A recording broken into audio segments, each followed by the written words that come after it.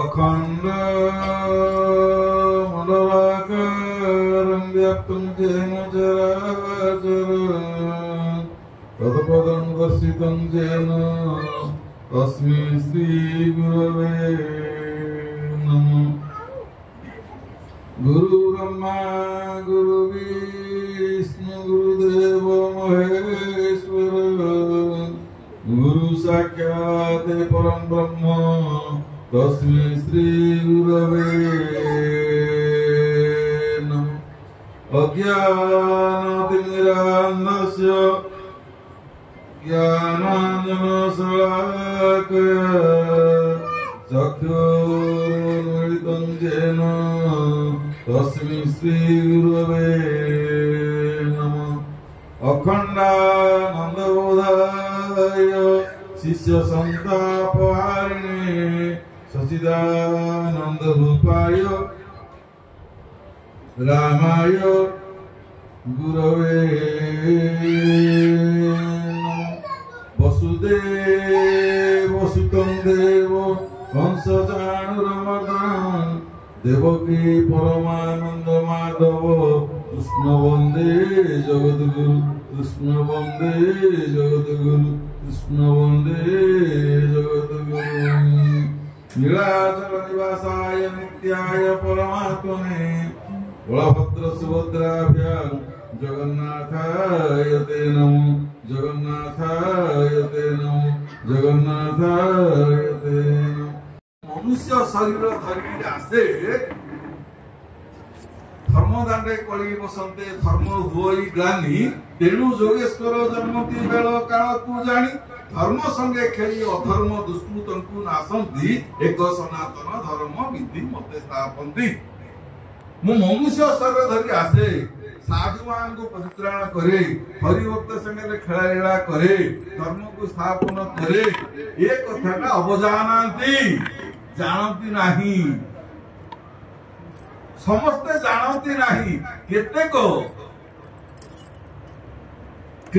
जानती से केतेक मध्य किए ना प्रति जुगे प्रति जन्मे तुम्हें गुरु मुनि कुंभ शिष्य अनादि काल जार मोर तार अनादि काल संपर्क जन्म जन्मांतर जार संपर्क मो सहित थिबो सेमान ही केवल जानिबे समस्ते जानती नहीं आ मु जाको कृपा करिबी मु जाको आशीर्वाद करिबी ता व्यतीत अन्य के जानते अन्य माने हास्य परिहास करिबे। तो कली जुगे नरहरि वैष्णव रूप रे पापी को उद्धार करती पशि घरे घरे सत्य युग त्रेता युग द्वापर युग तीन युग भितर पड़ेगा ए तीन युग भितर वैष्णव अवतार प्रभु ही नथिले वैष्णव अवतार है नथिले प्रभु कली युगे वैष्णव अवतार है कली युगे नरहरि वैष्णव रूप रे पापी की उद्धार करती पशि घरे घरे पतित मान उद्धार करवा एवं हरिभक्त से लीला खेला करवा एवं धर्म को स्थापन करवा यही युगे ही देखा मिले वैष्णव अवतार यही युगे ही प्रभु होती आमर सौभाग्य जे आमे तांकर चरणाश्रित होइछे तांकर आशीर्वाद लाभ करूचे एवं ता संगे गोटे ओडिया रे गोटे कथा अछि जे जहार सराग जे कथा को सही कथा गोटे कहिबो ताकू आमे आउ का कथा हबा ना आमे एठी जे आउ का कथा चुगली चपट होबा भलो ठेका तरवारी उठिबो हम पाखे एरा की कोन सत्संग करते आ की संग करते बोल कहबे ठेका उठिबो आमे आउ का कथा चुगली चपट होबा नि जहार सराग जे कथा जो कथा हबा तांकरी कथा ही होबा तांकरी कथा हबा तांको पाखरे आउ को बाहर भीतर होबानी तांकरी कथा हबा तांको पाखरे होबा एवं तांको पादर अर्पण करी आमे वर्ष पय विदाय लेबा पुणी आउथे आसंता वर्ष को आसीबा। हे प्रभु असतो मां सद्गमय तमसो मां ज्योतिर्गमय मृत्योर मां अमृत। हे प्रभु उपनिषद वर्णना करूची असत मां सद्गमय असतर हमको सत आड़गो नियो काहेकि एटा होची कली युग कामिनी कांचन काम करी सार द्रव्य गोटी मनुष्य सार आमे कामिनी कांचन विषय संसार अघोर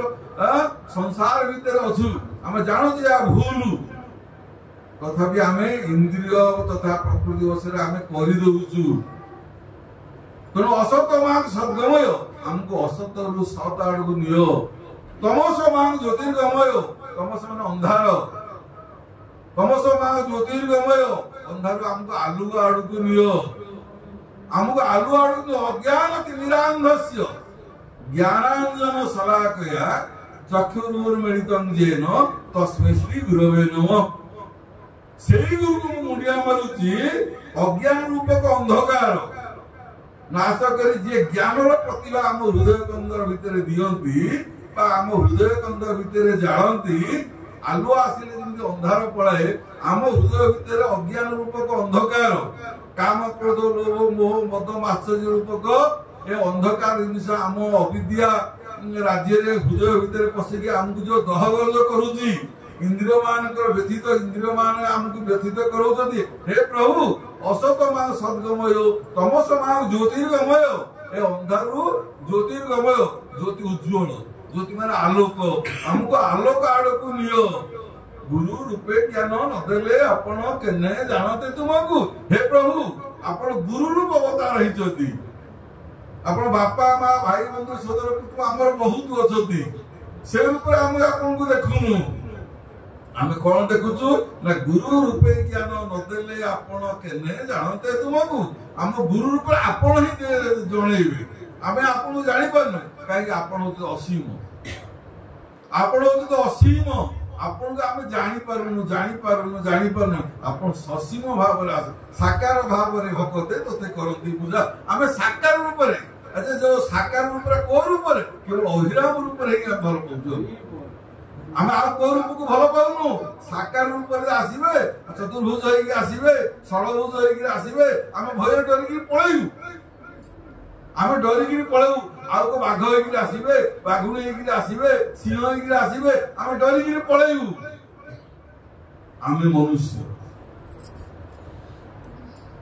आमे मनुष्य से धर के आइछु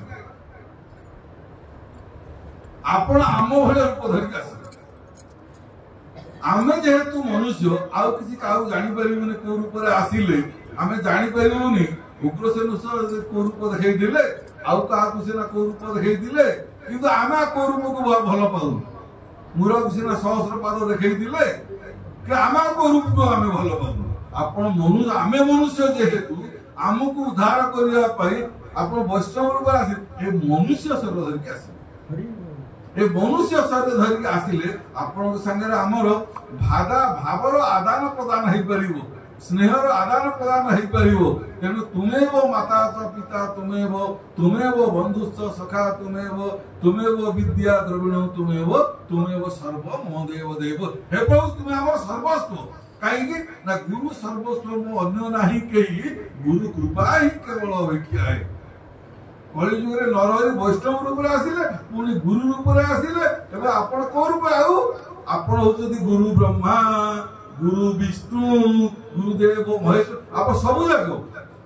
ब्रह्मा केबे गुरु हेबेनी विष्णु केबे गुरु हेबेनी शिव केबे गुरु हेबेनी गुरु अवतारटा स्वतंत्र आपण ही गुरु हेबे गुरु ही भगवान हेबे गुरु ब्रह्मा